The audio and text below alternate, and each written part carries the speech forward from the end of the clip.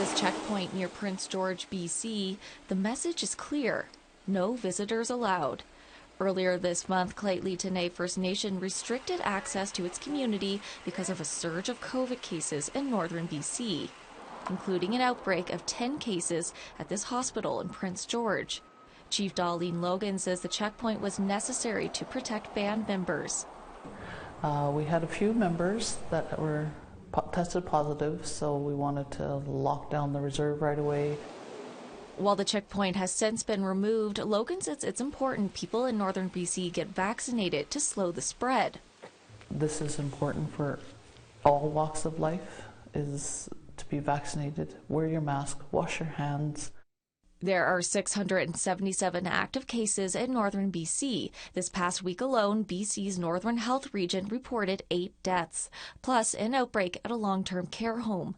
And as of Thursday, there are 58 critical care patients in northern BC.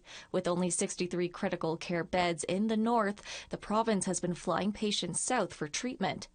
The influx of cases has forced the BC government to declare circuit breaker restrictions in the Northern Health Region until November 19th, including limits on gatherings and the closure of bars and nightclubs.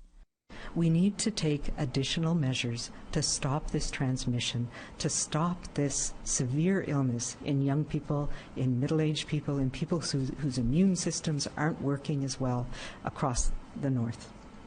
There's also a spike of cases in northern Quebec's Nunavut region. The hardest hit community is Ivuyavik, where there are 9 active cases in the community of 400. With a double vaccination rate of only 55%, the community has gone into lockdown and flights are limited to essential travel only.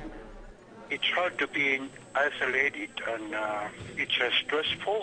The community has been locked down for the regional travels. And there's no school, no daycare, and the public places are closed.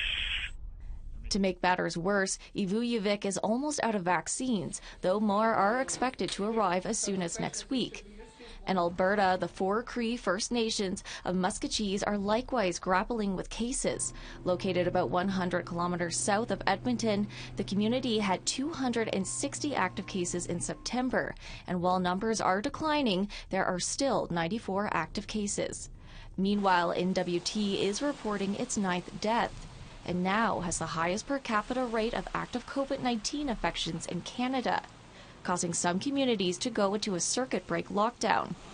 The territory continues to struggle with multiple COVID outbreaks, including at shelters in Inuvik and Yellowknife.